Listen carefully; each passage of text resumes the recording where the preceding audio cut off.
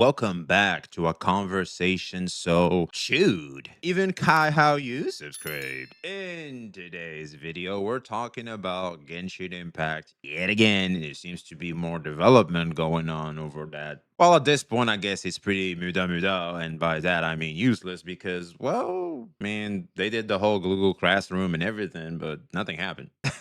Nothing actually happened. There was no change whatsoever. The Genshin Impact devs at this point just said, yeah, remember the things that you used to do that had an effect? Yeah, we're immune to that now.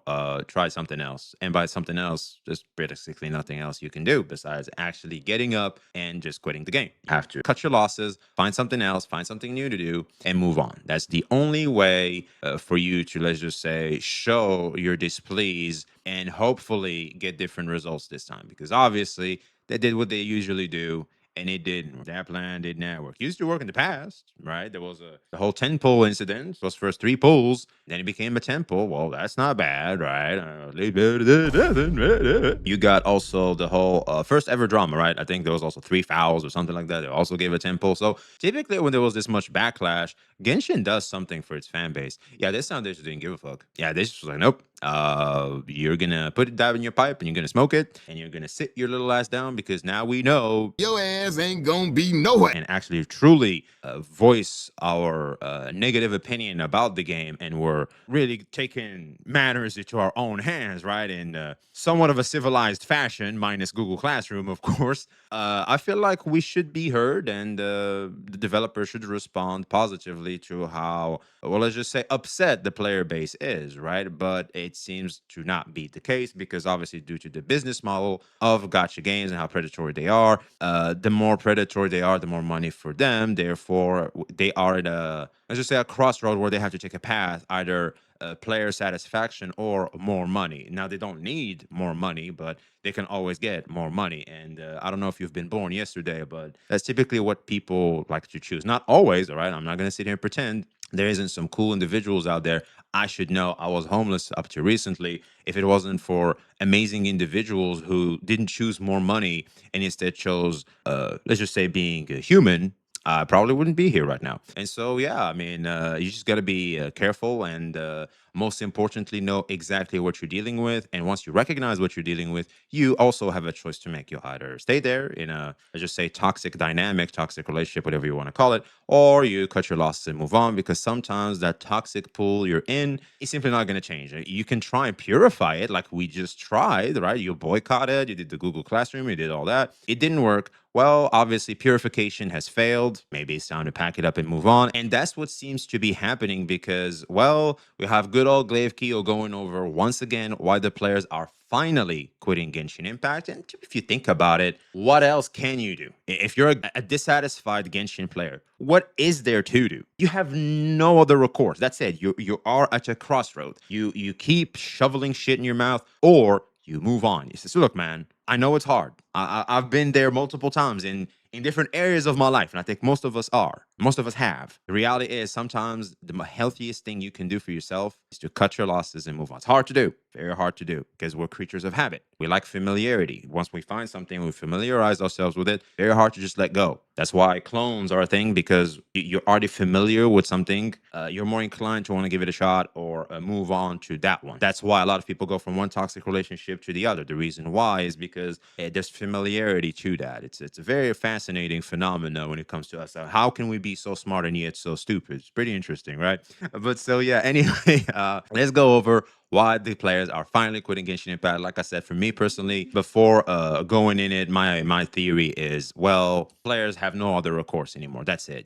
They did what they usually do. It didn't work. Time to move on. And also, maybe another theory could be because now a lot of these players have seen that they don't have any power anymore, and a lot of people online like to feel like they have power in an attempt to cancel something, right? And if their cancellation attempt isn't necessarily taken serious, they hold no power. And some people are in this thing just for power, right? Just for validation. Once again, it's a trend you typically see in let's just say online behavior, especially for certain gamer spheres like the gacha space. And I feel like that could also be a certain faction of the player base as to why they're also quitting, because they noticed that they have no power because they did what they do. It just didn't work. So now They're not getting that hit, that snort of validation they usually get for, oh, I'm about to Google review bomb you over there. I'm about to negative review bomb you over there. You know what I'm saying? You better be careful of me. Better take me seriously. Or they don't, and they're like, oh shit, I guess I hold no power.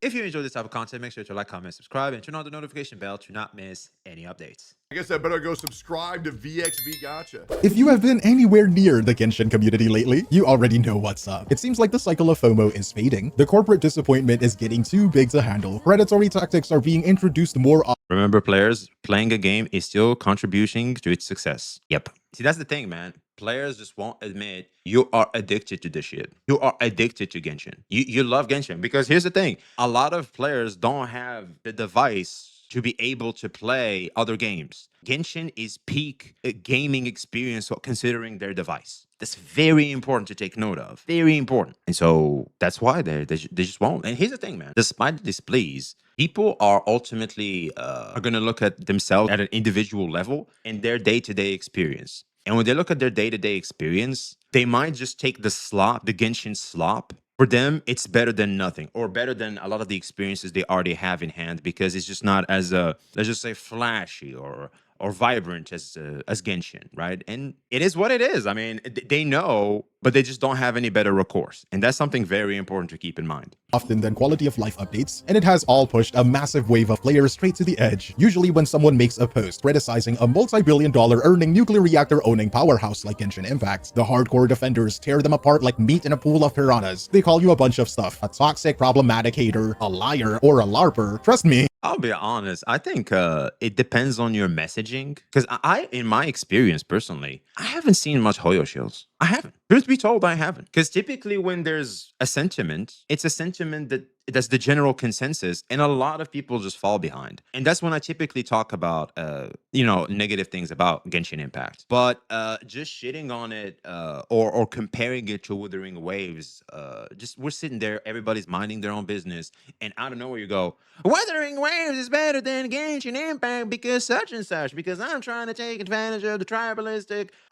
sentiment in the community to garner an audience and get views and shit. Well, at that point, you're gonna hear them. It makes sense. Yeah, because we're just sitting here minding our own business. Like, shut up. Can you shut up? We'd appreciate if you could just shut up. Yes, I know. Okay, shut up. Can I play my game? For crying out loud. I think at that point, yeah, it's valid. But I feel like right now, it's like what he said too. Right now, yeah, of course people are gonna go like, yeah, fuck this. This is general consensus right now. Everybody's pissed. Everybody's mad. No one can defend this shit.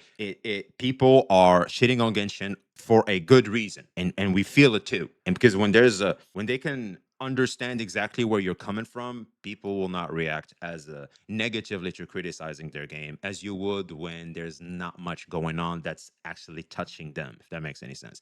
So that's why, because Glaive, that's no shot at Glaive, of course, I just got to keep it a bug. Glaive, he started off with, comparing meta, right? And because of that, a lot of the times, everybody's just chilling, minding their own business. So yeah, of course, let's just say the reaction is going to be a little different towards him. I know that routine entirely too well, but recently, this anomaly has been happening a lot more. When a piece of content drops that is so honest and fundamentally unarguable that even the most blind fanboys can't find a way to cope with it. A video that somehow captures the exact collective exhaustion of an entire player base, navigating the algorithm perfectly despite coming from a channel you've probably never heard of. There are a couple of videos like these, and I actually hope to cover all of them, but this one especially caught my eye. I am quitting Genshin Impact, and you should too. I've seen it too. Yeah. It reminded me of the B-Mao video of I'm boycotting Genshin Impact and you should too.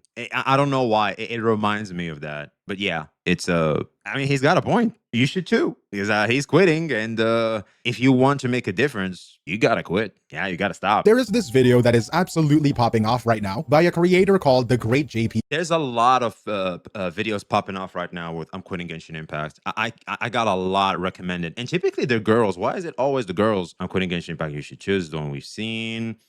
Man, there were like big videos. Yeah, I guess it's just they just vanished. I don't know what it is. I swear to God, I used to get recommended quitting Genshin Impact. I'm tired of Genshin Impact. Genshin has a problem. Videos a lot recently, a lot. and I can't seem to find. You know that feeling when you want to show someone something, but at that moment you can't find it, but you always see it. That's what we're having right now. So tough. I feel like everybody knows exactly where I am. By the making of this video, he only has around 610 subscribers, but he has 107 videos on his channel. So it's not like he's a brand new creator who has never posted before. Still, this video literally came out of nowhere for me. Here is the description of his video, which contains, in my opinion, pretty valuable context to the whole situation. I decided on making a video about this because I saw the overall Genshin community was angry at the latest patch. I was already feeling kind of disillusioned with the game, but seeing the community actually angry and actually looking back at the game's past, I just realized that the game won't change and that I should just go and play other games that actually make me happy. That was the reason I included all of those game recommendations at the end of the video, so that if anyone else was feeling the same as me, then they could find something that they would probably enjoy more. Right from the title and the very beginning of the video, he drops a massive bomb. I am quitting Genshin Impact and you should too. That is an incredibly bold start, to be honest. I thought most people would get super defensive, leave a hate comment, dislike, and immediately click off. But no, the video's like to dislike ratio is actually amazing, phenomenal. For something so controversial, it has overwhelming likes and tons of comments actually agreeing with him. Look at some of these top comments. It is so bad, I deleted Genshin and actually went min-picking IRL. Yeah, that's a good line, man. That's a good line. I feel like I don't know what it is, man. Typically, I would argue my Wuwa videos get disliked the most, more so than Genshin, surprisingly. Maybe because I don't attract the Hoyo shills, or maybe it's because I'm fair towards them. I don't know what it is. I feel like Kurobots are more sensitive and more defensive and reactive, especially more aggressive than Hoyo shills, in my experience personally. Because I don't know why. That's why I've been a little computing for a minute there, is because I don't understand, you know, the whole dislike bombing and stuff. I don't really get that. In my experience, my perspective, I haven't really experienced that much. I had, if anything, the total opposite. Despite me having the same type of approach, if not an actually softer approach for Withering Waves, the Kurubats were more aggressive and negative and sensitive, more than Hoyo shills and the Genshin fans. So I don't know. That's a good one. I remember how fun it was to play in the beginning because it felt so new and cool. I've only been playing for a year and I'm already losing it. I feel like that's something gacha players will say about gacha games, period. Because at some point, it happened to me with Withering Waves. I love Wuwa, but at some point I was like, okay, I'm burnt out. I'm tired. I need a break. And I paused for like 1 to 2 months. And it felt good. Felt good. I came back around like High Roy. It was good. It was good. But I'm already starting to feel a little bit of burnout. I'm not gonna lie once again, because I don't know about you, but that's been a lot of 2D anime baddies to pull recently. So that's tough. And, well, you know, if you want to get those 2D anime baddies, well, make sure to use today's sponsor. All right, make sure you do that. Sounds rough, but impressive. Because I asked the guy in subservientghostface.com to play Genshin Impact, and just look at the screen. He would rather just himself. So I guess you're better, wouldn't you know? Even the stamina system is made to make us uncomfortable. Yeah, and they haven't updated that at all, which actually gave me a new video idea. I'll make sure to write that on my— Wait, pause. I'm confused. They still haven't given us infinite sprinting after 6 fucking years. Yeah, they don't want to do that. And I think the reason why is because it goes against the pre-established hunting down Animoculus and Geoculus for stamina. If you're a day one player, you know exactly what I'm talking about. It was fundamental. Fundamental. You couldn't. One of the first things you needed to do in Genshin is to collect Geoculus and Animoculus to up your stamina count. Very important. Or else, game, you can't climb certain mountains and stuff like that. Okay? Maybe the only explanation to this phenomena, because it should be infinite. It should be. The only explanation for this phenomena is they don't want to go against that particular one, or they can always sell you the solution by having characters that, you know, allow you to traverse terrain. It gives more value to those open world quality of life characters have. So yeah, it's basically artificial inflation to the stamina bar, if that makes any sense. Comfortable. Yeah, and they haven't updated that at all, which actually gave me a new video idea. I'll make sure to write that on my notes. But enough comment reading, let's get back into the video. This bold title and statement was followed by an even bolder argument. He claims you should quit the game because the game hates you. Now, on the surface, you might be thinking as well, that shouldn't make sense. Why would a business hate its own customers? It sounds completely counterintuitive. A more logical point of view isn't that the game hates you, it is that the game loves your money way more than it loves you. I have actually made a video on this exact topic over on my channel, breaking down in detail how Genshin listens to money and completely ignores your feedback. So corporations listen to money and ignores your feedback, typically. That's the stereotype. Now, there's obviously exceptions to the rule, but like we see right now with Withering Waves, they have lessened their, let's just say, listening part and have focused more on the predatory part, because that's just what Corpa does. It's what they do. It's their nature. It's like complaining that a cat likes to do this little thing with its paw on its head and stuff like that. Like a cat acting like a cat. Like, of course, it's a goddamn cat. It's gonna act like that. So it's the same thing here. Like, I'm not defending them, just so that I'm clear. I'm just explaining the phenomena, and the more we understand something, that we either are, one, more tolerant, and two, it allows us to make a decision. You either stay there to tolerate, or you just move on. You either do that or that. But the great JPG sums up his review and his reason for making the video with this line. I have never seen a game that doesn't want to improve or be fun more than this game does. I have never seen a game that doesn't want to improve or be fun more than this game does. And that explains exactly why he feels the game hates its audience. He also establishes his credentials early on. He has played a ton of Genshin, completed a massive amounts of quests, done tons of exploration, and has played multiple other games, which I assume are considered real games. And I think Genshin Impact just have found the formula. They're applying the formula. Okay, here's the thing, because I said so way at the start. So Genshin Impact, at some point, I think around Inazuma to Sumeru, I think everybody must have recognized. You knew Genshin was going to be the way it's going to be. We all know. We just didn't want to believe it. But I feel like we knew. As in, it's like you knowing that the girl you mess with is a 3 or 4. All right, so you're doubting. You have doubt, but you're just not sure. But you can feel it. And there's a lot of things pointing to that direction, but you just don't want to believe it. You don't want to break the illusion, right? Once you recognize, you can tell. Like, that's it. There's more pros. There's more red flags than green flags. Recognize. You have a choice to make. You either stay there, you leave, and if you're gonna stay there, just lessen the complaining, because a 304 is gonna do what a 304 does. And I think that's what's happening with Genshin. Because every time I criticize Genshin Impact or talk about what's happening in situations with the community against the Genshin Impact developers, typically it's just like a supporting wave. But the reality is, I know 99% chance nothing is going to happen. I wish it could. I am hopeful it could. It's just hopium, duh. But realistically speaking, it probably won't. The reason why is because look at the trend, look at the past, and how they went about things. You know how they execute their formula. You've been on the receiving end of their formula for years now. Patterns emerge. You start to recognize things. At that point, I mean, yeah, time to pack it up. And I'll be honest, man. In their defense, because this is a responsibility to the player base as well. In their defense, they're telling you who they are. Believe them. Believe them. It's like what I said with the 304s. Like, she shows you who she is. Believe her. No, she would never do that. She's just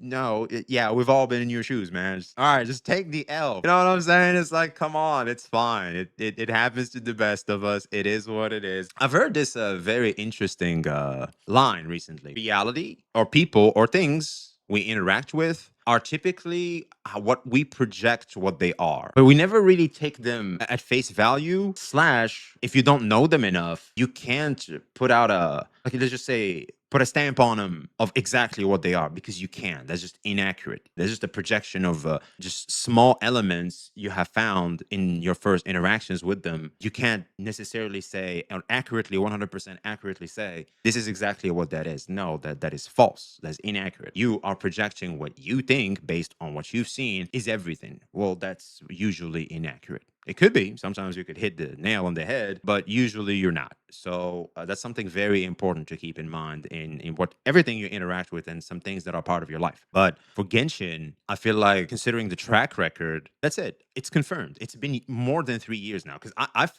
I've came to this conclusion 3 years ago. People are still waking up to this now. But now is just the final nail in the head. Like, this is just the final confirmation of what already was, let's just say, felt by the player base for the longest time. And so here we are. Now, I think we can accurately say Genshin is going to be this. It's a 304, for a lack of better analogy. You either accept, you tolerate, you do not expect certain behaviors that are not within its nature, and you navigate accordingly. Or you move on. One of the two, man. One of the two. because of this, his review should be seen as highly valid, right? People aren't going to call him a LARPer, right? So let's start with the presentation. Before he even gets into the meat of it, he immediately brings up the lack of a skip button, right? Okay, I gotta ask, what the fuck is LARPer? Okay, what does LARP mean in slang? All right, here we go. In slang, LARP means pretending to be someone you're not, usually to look cooler, richer, or more acknowledgeable. Isn't that everybody?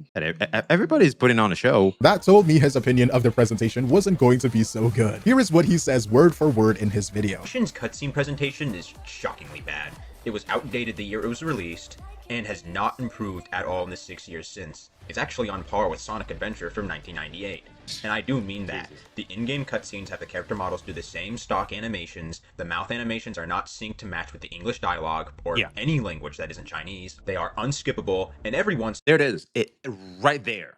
Right there. We wouldn't have given them much of a fuck if it was just skippable. Thus, the recap, skip. I could do that if I want to. Because ultimately, I just want to explore. I just want to, get through the story. Because it's a cool story. I think Genshin has a cool story. It's just, I want to have to deal with all those bullshit animations. And I don't want to have to deal with the filler, especially. I feel like there's a lot of filler there. I mean, it's world building filler, but it's still annoying filler. Like, I just want to focus on the main story quest. well, you will get a main pre-rendered plot point. cutscene that is way better animated than anything else in the game. The thing with Sonic Adventure from 1998 is that it's from 1998, and the bad cutscenes are more of a sign of its age. Genshin came out in 2020, and should be judged like the modern game that it is. And for a modern game, these cutscenes suck, and the fact that I can make this comparison at all is proof of this. Just to clarify here, when he says Genshin's cutscene presentation is shockingly bad, he is not talking about the cinematic, high-budget animated cutscenes, the ones that last around 10 seconds and are sprinkled throughout the major story quest. He is talking about the dialogue scenes, the ones with a lot of weird camera panning, where the characters literally just stand around with bad lip syncing. And yes, I completely agree with him, it sucks. But when The reason why it sucks, by the way, it's once again, it still falls under the Genshin Impact formula. Do less, get more. That's it. You know that's how they execute their strategy. They're not gonna. Well, I think they added like more anime type of flashy effects on characters, like well, at least there's that better than nothing. But they're not gonna go the route of Wuthering Waves, where it's clear camera work, a lot more expression. Sometimes it's not there. I'm not gonna sit here and pretend like it's in every shot. Obviously, it can't be. They're gonna have to, just some moments aren't as important. They're not gonna zoom in them or make them as flashy as possible. But you notice that for Genshin, they're just not taking the extra mile at all. They're just doing the bare minimum. And the reason why they're doing that is because it's still, that's their strategy. That's their plan, and they're executing it. And you know it. It's up to you. Once again, I'll keep saying it because I want you to wake up. You gotta move on or you stay. You gotta tolerate the shit or you move away. You gotta choose. he says it was outdated the year it was released and has not improved at all in the 6 years since, I know a lot of people are going to get defensive. They will say things like, It did improve. Didn't you see this cutscene where they introduced Not Cry? Didn't you see this cutscene of Kale? Didn't you see characters like Jehoda or Nicole making expressive gestures? Yeah, you that. must be a LARPer. the fact is, I don't know where he finds these guys. I don't know. I feel like he lives in another dimension than mine. Maybe it's the algorithm. I don't know. you're right, Genshin did improve its storytelling elements, but even in the latest Archon quest, while it had a few moments where the presentation was nice, it was great, 99% of the dialogue still suffered from exactly the same issues the video maker is complaining about. It is still weird camera pannings, characters standing around with bad lip syncing, and the models cycling through stock animations of They're just not gonna care about the global. They care about CN more. That's it. Yeah. It is what it is. Pose 1, Pose 2, and Pose 3. I mean, you cannot stay in denial forever, right? This is the fact. This is the reality. The story itself can be deeper than the stomach of a Reddit moderator, but when you have a presentation like this, it completely fails to do the narrative depth justice. It kind of bothers me how some people continuously lie and claim I call the story bad. I never said that. I was giving criticism on why people dislike experiencing the story, and these presentation flaws are the exact points I have been arguing the whole time. Yeah, storytelling is as important as the story substance itself. How I communicate a message to you is as important as the message itself. Because I can tell you, hey, you look great today. It was good. Man, what the hell, bro? What the hell? Yeah, you think you look good with this and this and this and that. You know what I'm saying? I still told you look good. I'm obviously maybe jealous or something, but I don't think you want to hear me saying it like that. I feel like the how you're going to receive it is going to be a little different than, a positive compliment, right? So you could get defensive. You could get look at me different, right? So yeah, obviously messaging matters a lot. Did Genshin improve its presentation? Yes, but if you open your eyes to reality for even 1 second, you would see that even with those minor improvements, it is still objectively bad. He even compares Genshin to other games that are over a quarter century old, and unfortunately, he is pretty valid here too. In his defense, games haven't really improved that much when you consider what we had back in the day. I know. Scary stuff I just said. You know it's true.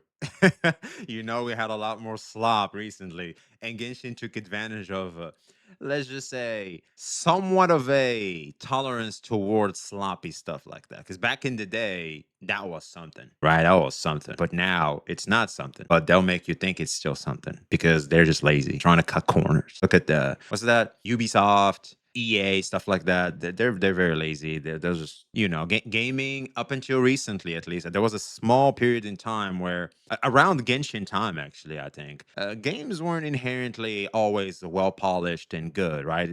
You can tell like some of it is just rushed out slop, but they just cut corners there to lower costs as much as possible to maximize revenue. Duh. But yeah, I think that's very important to keep in mind. But now, thankfully, the gaming sphere is healing, right? But at that point, Genshin was doing what a lot of people and a lot of big companies were doing. I'm not gonna shit on them for that. I just, again, a cat is gonna do what a cat does. Corpa is gonna do what Corpa does. Those older games, characters aren't just standing there doing 3 stock animations, they're actually moving and pointing directions. Sure, they aren't fluid like modern games, but the fact that you can even make a baseline comparison between a 2020 multi-billion-dollar game and a 1998 game is incredibly wild. People are also going to get defensive about the graphics, because let's be real, you can obviously see a visual difference between 1998 and 2020. The fact that the video maker made that comparison will rub some people the wrong way, but if you have even half a brain, you can see exactly why he made it. Even though the graphics are modern, the execution of the storytelling is horrendous for a game that is supposed to be the leading title of its genre. It is so bad that someone like this video It's just popularity, man. I'm tired of this. Popularity equates to no. Times have changed, ladies and gentlemen. Times have changed. Apply a new formula to your head. Those days are gone. The leader is going to be who obviously is doing more in terms of quality, polish, and execution in their game. That's the leader in terms of graphics, in terms of performance, in terms of how the game looks, in terms of product, right? The leader there. Genshin is the leader in terms of popularity. Yes. The problem is now with the internet, the numbers. It's all about the numbers. It's all about the popularity. And a lot of people like to mistake popularity with quality. Because, of course, it makes sense. I mean, why would it be so popular if it wasn't the best? Duh. Well, not always. So, yeah. maker feels like the game never even improved because the bar started so low. And then he covers how these bad dialogues are. Oh, and also, just because something is expensive doesn't necessarily equate to quality, too. Surprisingly, I was shocked about that, too. Completely unskippable. The vast majority of games since 2010, even heavily story-focused games like Metal Gear Solid. We're talking about. All right, hold on. All right, I gotta lock in. Oh, you guys went there. All right, here we go. As well as almost every other gacha game on the market right now, allows you to skip the dialogue. There is zero excuse for a live service multi-billion-dollar game to have Metal Gear Solid 5 allows you to skip. Unfortunately, I have yet to play Metal Gear Solid 4. I forgot about that. Skip dialogue in Metal Gear Solid 3? Yeah, I think you could just skip. Now, of course. I mean, wait. Cutscenes, you could always skip them in every game. Am I crazy? Rarely, if I remember back in my PSX to PS2 days, you can rarely find a game that doesn't allow you to skip cutscenes. You typically always can skip. Yeah, come to think of it, they're not even doing that. Interesting. Dude, I don't know. See, this is what pisses me off about Genshin and why it's the most rigid live service developer I've ever interacted with. The skip button, it's just insane to me that's still a point of conversation. Have made zero quality of life improvements here. Did they seriously not hire more animators or just give us a skip button? But in my opinion here, I feel like this debate has been talked about 1,000 times, but not a lot of people actually get why adding a skip button would greatly benefit the player base as a whole. It's not about the story being bad, it's not about the dialogues being bloated. But you know what? I'm going to skip over the deeper skip button points for now. But if you want to see me make a dedicated video breaking that down, make sure to like this video and comment down below to show your support of it. Moving on to the gameplay section, he first delves into It's simple. It's your ability to turn the page when you want to. That's that simple. Tape, right? This is I'm rolling the tape. Okay, I'm looking at the story. I'm like, nah, I'll just here. Yeah. Oh, this part is good. Okay. Pretty distant. Skip the rest of it. That's basically what the skip button is. It's basically your hands. You see, this is the story. The skip button is your hands and the ability to roll. That's basically what the skip button is. Do you not want to have hands? I don't know about you, but I like my hands. They're very important. They allow me to play the games that sell 2D anime baddies. So yeah, even in analogies, I would like to have my hands, please. Genshin Impact's combat. He starts with the absolute basics. A team consists of 4 characters. Those characters have different elements and weapon types, and you can mix those elements to trigger high damage reactions. And right now, he is being fair here. On paper, that sounds great. The actual The elemental reactions is the best thing Genshin has introduced, hands down. That's when I was bought. I was like, okay, so I sell, you got it. You got me. I'm playing this game. The problem with the combats is how you acquire those characters in the first place. That's right, he is complaining about the gacha system. He explains how the mechanics work, right? The pity system, the 50-50 mechanic, the premium Don't get me started about the 50-50 system.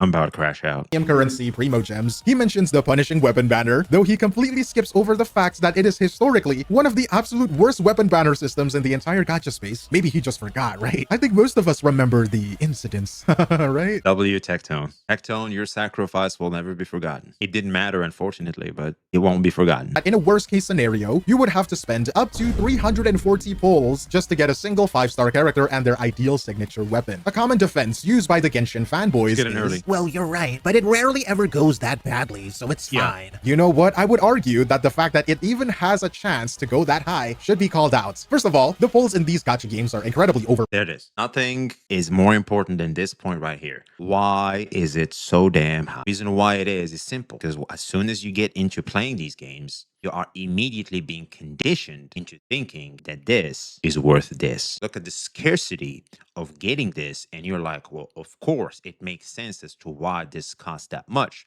And more dangerously, when you interact with the community and you see a certain degree of normalization of spenders, especially if you're interacting with the spenders, right? Free to plays, I think you're safe. Sometimes dangerously so. You want to be careful because you might become another problem of virtue signaling through being a free to play. That's just cringe. Don't do that. You'll lose, bitches. First of all, this screenshot is criminal because there's no double top up. Like, you can just say the bonus. This person has already spent in every top up. That's just crazy. But anyway, the reality is, as a free to play, you can easily somewhat create a certain level of discipline and ignore this. But for spenders that are okay and open to this, that's where they get you. This, I don't look, $100, 100 fucking doubloons. There is no way in hell that doesn't get me the character I want. You're telling me I'm just 75% there for $100. I'm not buying a new game with $100. I want you to think about that. It's $100. It's $100. For fuck's sake. More if you live in Europe. What the fuck?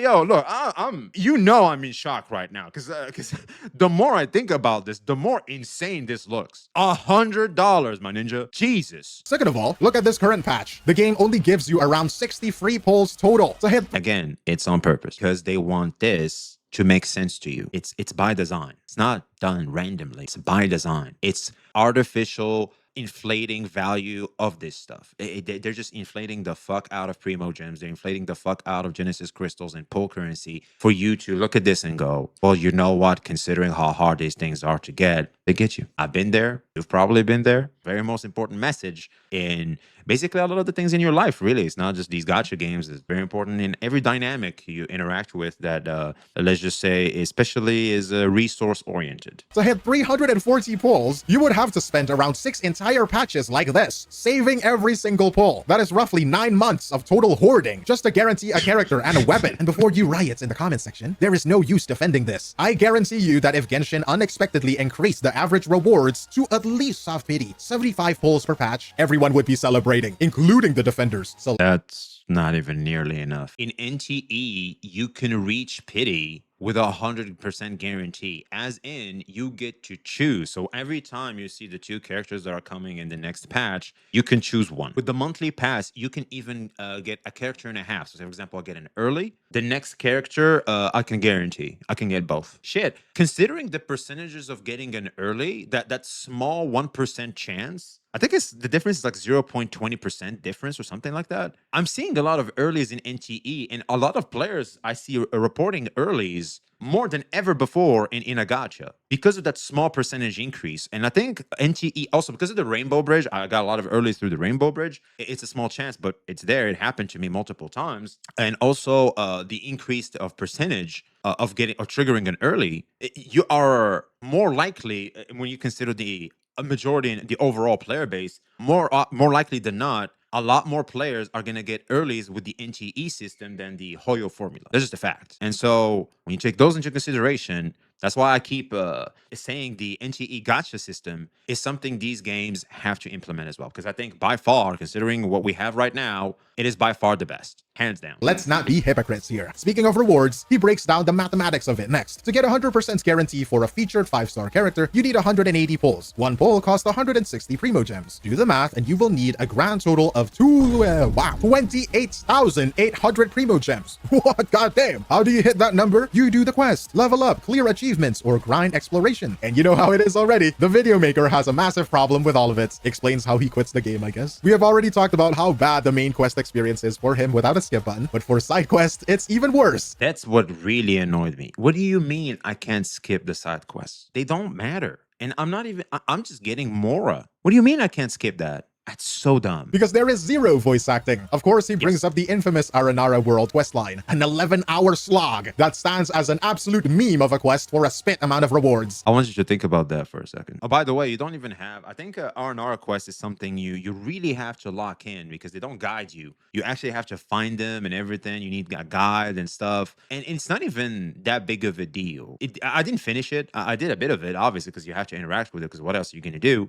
And also you see R&R, sometimes just walking around, you're gliding around, you see them, you interact with them. But besides that, why would I care? It doesn't matter. Spending that much time for barely any return is brutal. Whether it is worth it depends entirely on you. If you actually enjoy Well, the return has to be enjoyed. Yeah, there it is. the story, maybe you only care about half of this issue because the narrative makes up for it. But then again, that is a completely different conversation. Since quests take way too much time for little reward, or maybe it's too boring, you are forced to look for other ways to get Primo Gems. Side quest, he means. So you look for exploration, specifically hunting down chests. Since Exploration is also what the main goal of the game is, that in combat, obviously. And so, yeah, it's kind of you're incentivized to want to explore and do that stuff. the cost for pulls is so high, you should logically search for as many chests as possible, right? Well, a common chest only gives you anywhere from 0 to 2 Primo Gems. I'm surprised there's still a 2. I mean, in WoW, it's already 5. And you find a basic chest like this, the lesser rarity of chests, you get at least 5, or at least there's that. That is awful, but somewhat manageable until you look at the actual execution. First of all, chests don't respawn, which is normal for gacha games. But the video maker drops a crazy fun fact. Remember the rumor that chests respawn?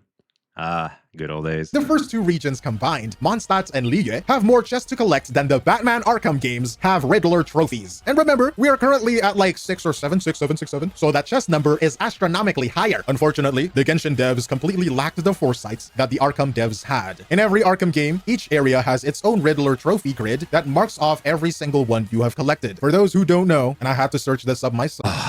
He's talking about this. I forgot about this. Oh, man. Oh, man. That's right. You have to use this website that it shows you all the chests. And every time you find the chest, you have to go to the website and check them off yourself instead of the game doing it for you. So stupid. So stupid. WoW, I think, has that because you open the map. It tells you exactly how many. I think NTE as well. It tells you how many treasure chests there is. And that's it. Once you finish them, that's it. There's nothing else to look for. That's it. Move on to the next area. Jesus. The Riddler grid doesn't actually show you the exact physical location of the trophies on your map. It tells you how Instead, much there it is. acts as a checklist organized by There district, it is. telling you exactly It's a how many checklist. trophies and riddles you are missing in that specific zone. Genshin gives you absolutely nothing like that. You might be wandering around an area looking for chests that don't even exist anymore, and you'd be none the wiser because there is no way to view a checklist of what you have and haven't opened. And sure, zooming out on the map gives you an exploration percentage for the local area, but that is incredibly vague. How many chests are actually left? Who knows? You don't know. The thing the video maker actually forgot to mention is that the exploration percentage isn't even made up entirely of chests. While chests are the biggest contributor, the percentage is a compilation of various open world activities, including Sealies and time trial challenges, elemental totems and overworld puzzles, oculis, the very disgusting oculis. We will get to that later. Unlocking waypoints. I think oculis are okay-ish. They're just we just need better ways to find them and stuff. I think they're in WoW too. I think also in NTE there's the birds, the crows. So there's this oculi system. Last I remember, I mean, when I really cared about them, Animoculus, Geoculus, Electroculus, I think the Electro one too. Then Droculus were annoying because of Sumeru, how annoying it was to explore, really. But they're kind of fun. I feel like in terms of exploration, they're kind of fun. And shrines of the depths, completing local world quests. And because of this, not knowing which or how many quests you have gotten makes things way more complicated than you think. And yes, the percentage map tracker tells you basically nothing. And of course, the hypothetical defensive audience member will immediately say, Don't you know you can just craft treasure compasses to help you find treasure? yes, I know it is That shit takes like 2 minutes to recover or something. That's so stupid. helpful, but the video maker argues that it doesn't fix the underlying problems. No, it doesn't. Number one, you have to go completely out of your way just to craft one. Number two, the game doesn't even tell you where some of the crafting materials are on the map, meaning even more time spent running around looking for crap. Number three, you have to craft a brand new one for every single region, because for some god knows what reason. Of course, I think that's a good thing, honestly. I mean, what else? I don't craft shit in WoW, for example. I don't craft shit in NGE. Crafting doesn't matter. These little gadgets make it matter. I mean, getting it without having to worry about it is good, but I don't know, like getting a quality of life item that you work on is not bad game design. I'm not gonna shit on them for it. I mean, what the fuck are they supposed to make you craft? The Mondstadt compass doesn't work in Fontaine. Number four, it doesn't make finding treasure fun. It just turns exploration from running around aimlessly to mindlessly walking toward a directional marker. And you know what? I'm gonna add to this as a fun fact about the compass. In patch 5.2, they finally updated the treasure compass to mark nearby time trial challenges, Sealies and Manitou, with a flag icon on the map. That sounds great, right? Until you realize patch 5.2 dropped 4 years into the game's lifespan. Before that, Sealies didn't get tagged by the compass at all. You had to literally run across the world hoping to stumble upon one stupid Sealie hiding somewhere. That was especially painful in a region like Sumeru, which There it is. There's Sumeru's exploration. Oh man, that was so tough. has incredibly vertical elevations, dense trees, and layers of terrain covering things up. And the funniest parts, the compass still doesn't tag everything. It completely misses environmental puzzles, so you're still stuck running around blindly if you want to truly max out an area. The feeling gets even worse when you look at newer areas versus older areas. In Not Cry, the Luna treasure compass automatically shows hidden oculi on your map alongside chests and challenges. That sounds amazing, right? Because oculi can be incredibly painful to collect. And so you might assume that the updates also apply. Wait, he's not talking about how long it takes for it to recover? I thought that was a very important point because what I like, because Withering Waves does kind of the same thing. There's this thing, Loop Mapper or something. It just shows you all the chests around this particular part in the map, right? And you just walk around to get them. So basically the same thing as Genshin. But the best part about it is it shows you all of them, a lot of them in and around an area instead of the Genshin one. Sometimes it gets confused. As you are heading towards one chest, it takes you to the other. But then you have to recognize that, oh, wait, it was taking me to one and then it chose the other one because it was closer or something. It's so weird. I hope you guys know what I'm talking about and had similar instances like me. But what's super annoying is when you find a chest, you go and you assume the direction. You look around, you can't find it. You're just sitting there waiting. You have to sit there and wait for the thing to recover for you to use it again so that it can point you in the right direction. Now that pissed me off. Now that pisses me off. I don't mind crafting, but I do mind that. To older regions, right? No. The treasure compasses before that only scan for chests. To find missing oculi in older areas, you are forced to go on the crafting bench and manually make Oculus resonant stones instead of using a compass. Why didn't Genshin just retroactively update the old compasses to make it easier for newer players, maybe? Or for the players that haven't done it? Who knows? And that gives you more things to do.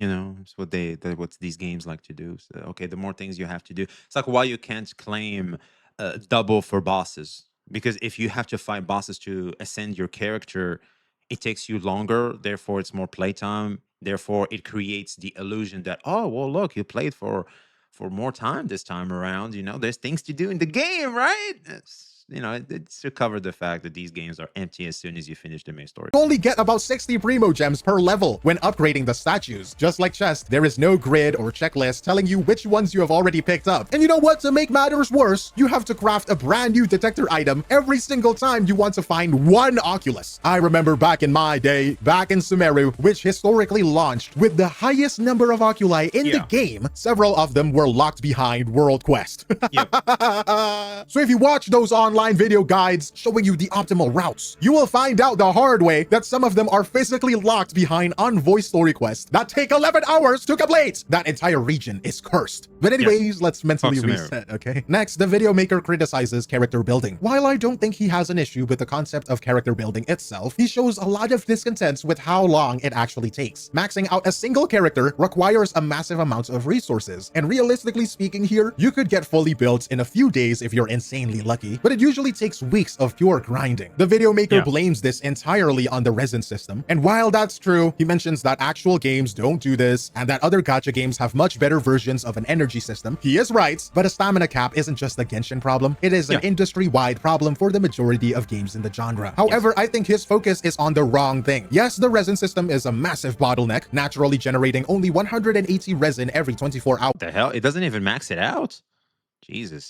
With zero overflow system sucks. But there are a ton of additional bottlenecks unique to Genshin that exist for God knows what reason, which other games don't subject you to. Number one, this is the worst perpetrator, day-gated domains. Talent and weapon ascension domain. That's still there? There's no way. What about weekly bosses, different materials? Did they fix that dream solvent bullshit? This shit was what made me quit, by the way. This was the straw that broke the camel's back. Domains operate on a strict rotating schedule. If real life gets busy on a Tuesday, your character progression is completely halted until Friday. The only exception is the very first week a new character or weapon banner drops, where the domains are open round the clock. Why isn't it just updated to be open every day permanently? We don't know. Well, yeah, because, you know, they want you to take full advantage of the character. Because I remember some days they'll release the character, but you can't find their books yet.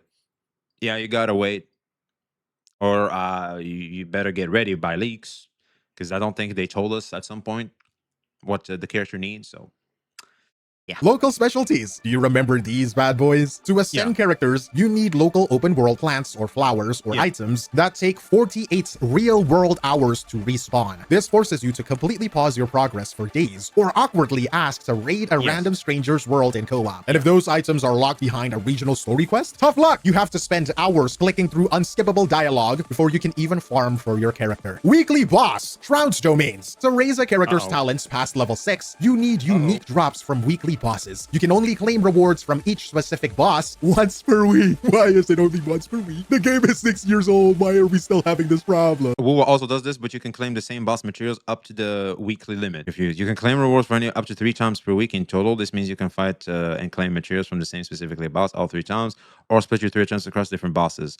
WoW also does this, but you can claim the same boss materials up to the weekly limit. Yeah, so in Genshin, the problem with Genshin is that each boss drops 3 different materials, and the only way to fix that is by dropping another rare item, Dream Solvent, to fix that problem, which isn't much of a fix. So yeah, I don't know why we're throwing Wu away here, because it's the only difference is that, but it's basically the same thing. When you factor all of this in, along with the crowns of insights, which you only get maybe 1 or 2 per 40-day patch cycle, maxing out a single character doesn't just take weeks, it takes months. And we haven't even gotten into the artifacts. Zyok spent years maxing his Xiao. And after enduring all of that, you have to deal with something called power creep.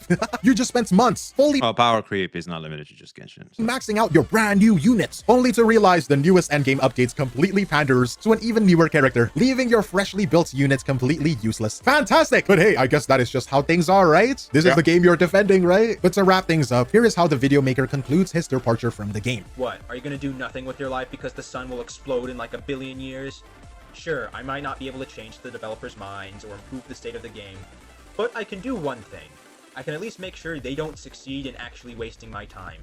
Not wasting your time, sure. Succeeding, they've already succeeded, man. That's the problem. They've already succeeded. They're gonna keep succeeding. Genshin is a thing. It's a phenomena. Kids are playing it. Players are playing it. You know, it is what it is. You're not gonna stop them from succeeding, and nor should you want to stop them from succeeding. I think what matters the most is because Genshin has a place in the market. What it's trying to do, in the sense of being a somewhat well-polished game that doesn't require that good of a device to be able to play. A mobile game that is more, let's just say, a kid-friendly, neo-gamer friendly, someone that's new to video games. Say, for example, I have someone that wants to play a video game that's very new. I'd give them Genshin Impact. I would highly recommend Genshin Impact. That's a good starting point. It's a simple game, mechanically not demanding, and that's it. So it has a place in the market when it comes to that. But in terms of real sweaty ass gamers that are even in the internet in the first place, because I feel like a majority of the Genshin community is not even in the space, really, they don't care. And I think it's okay. It's good. I think it's Genshin is, ooh, shocking here, a bit of a normie game that one can just play on their phone as bus or something, and that's it. I think it's not that complicated. They want you to feel helpless and to continue playing the game no matter how bad it gets. Yes. Absolutely, 100%. You either take it or leave it. And I'm not gonna let that happen to me because Taste. I deserve better.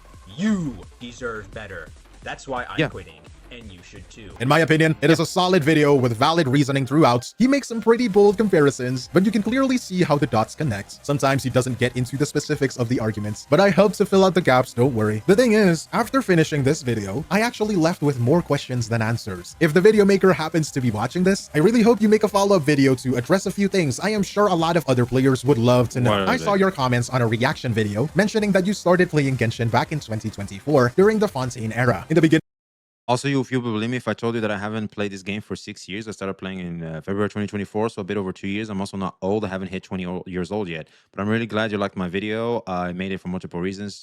Chief among them is the final part of the video. I thought should be told. They deserve better, so I'm glad you liked the video. Also, you need to play more video games. Based. of your video, you explained how you have explored a ton, cleared a massive amount of the story, and successfully reached the hardest parts of the endgame. It is safe to say that up to a certain point, you genuinely enjoyed this game a lot, or at least played a lot of it. But having watched your entire video, I know for a fact that none of these problems are new. You didn't touch on Natlan's exploration quality of life features being pay-gated. You didn't mention the Genshin devs pulling bait and switches when announcing quality of life updates. Doesn't matter. The point remains the same. Like, oh, well, shit on them some more. No, but we don't need to shit on them now. It already smells like shit out here. We already want to get out. Oh, let's open that can of worms too. It needs to smell even worse here over here. And we know. We get it. The community wanted for years. You didn't even mention the newer lunar reactions, which are all completely pay-gated. You didn't mention the horribly designed endgames like the Stygian Onslaught. None of that. Everything you covered in your video consists of old, fundamental problems that have existed since the day the game launched in 2020.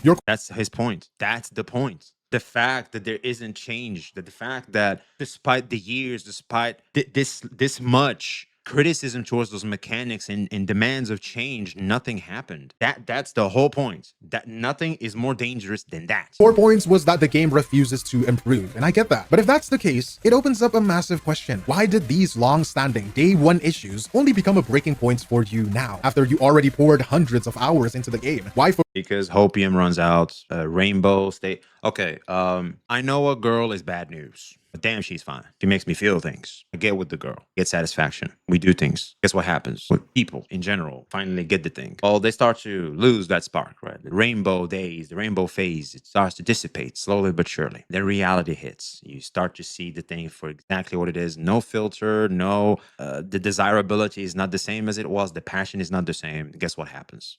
Disillusion and satisfaction. Like I said earlier, a lot of the time, people like to project what something is or is going to be their own belief. Oh, I can save her. I can save her. I love that line. I can save her. That you're just projecting, or maybe you have a hero symptom, whatever it is. But there's a lot of projection in how people go about tackling certain things and how they can sustain certain things. And it's just a symptom of that. It's basically what's happening. People wake up. They realize that it was always soulless. They just projected their expectation on it, and it didn't live up to it. So they wake up disappointed. They make videos about it. But the reality is, once you recognize it, because there's always patterns, they emerge very fast, and you recognize them. I'll be honest, man. For me, I knew. I tolerated it on purpose, and I saw, and I told myself, I'll just tolerate it as much as I can. Maybe I'll get better. Who knows? But they probably won't. But the moment I could not tolerate it anymore, I just moved on. But I didn't really criticize it. I didn't criticize the game more than I criticized dev practices in the sense of freebies. That's what really pissed me off. Like the 3-pull stuff, that shit was annoying. focus so heavily on launch problems instead of the recent updates that actually prove your points even better? You already knew the gacha pricing was terrible, the unskippable cutscenes were annoying, and the lack of proper chest tracker was a pain from the absolute jump, yet you still played long enough to clear the hardest endgame content? What was the exact specific breaking points or moments that turned these old tolerated flaws from annoying to completely unplayable for you? Do you think the presentation and gacha mechanics genuinely got worse over time? Or did you simply run out of your honeymoon phase currency? It feels like There it is. There it is. He spoke of it at last. That's the answer. Like, you experienced the best high points of the game in Fontaine, right? A lot of people loved Fontaine, and once the steady stream of free endgame primo gems completely dried up, the structural flaws you originally tolerated just became impossible to ignore. So is it the game that changed, or did you just finally run out of patience? But There it is. People run out of patience, and also they got the satisfaction, they got the high, they can't get the high anymore. It's over. Time to pack it up. those are just my genuine questions. You can answer them in the comments below. You can make a video of it. I would love to cover that too. But if you enjoyed this video, leave a comment on what you think of the whole situation. Like, comment, share the video to who you think might enjoy this content. But that is all from me, Glaive Keo, and I will see you in the next one. Cheers. Hey, good stuff, man. Is he here? There he is. He didn't pin him, man. Glaive Keo. Original video creator here. My breaking point was one of the Spiral Abyss 12th floor. The second half of room 1 was built around the Night Soul mechanic, and I didn't have any Natlan character 6.5 Spiral Abyss, so I tried to build some of the free-to-play I saw online, but I couldn't because of the resin system. I was only still playing because I like the achievement trophy hunting in-game, so this served as a reality check that I will never get the trophy for clearing floor 12. Then the 6.6 controversy happened, and since I couldn't get all the trophies on PlayStation Network, I decided to quit. Also, my name is pronounced defiletype.gpg. And I might make a video on how the devs could conceivably fix my problems with the game. But if I do that, that would be a minute. That's an interesting reason, to be honest with you, man. So basically, he realized that the predatory tactics of the Spiral Abyss basically locked him from attempting to do what he wanted to do, and so he just stopped playing. But this is the trap. See, this here is true predatory tactics getting in the way of players that would otherwise be a good fan to your game, because he's collecting trophies, and I think having players care about those stupid trophies is a good thing for a game developer, right? But when they can't even interact with that because of how predatory the system is, because they have to spend money to get the characters, it can be a breaking point for them. It can. See, here's the thing. For him, the solution is simple. Just spend and get the character. That's obviously the solution they're selling you here. Clearly. But to some, they're like, well, see, I thought this was free to play. See, I thought I can just do this for free. I can do everything for free. What happened? And so, yeah, when it's a whole system, it's a bit of a breaking point. Understandable perspective. I can definitely see that. But yeah, this was quite the roller coaster. I might check out the original video myself. Seems to be making quite the noise. And yeah, we can talk about it some more. So yeah, let us know your thoughts in the comments below. Like, subscribe if you haven't already. Be seeing you.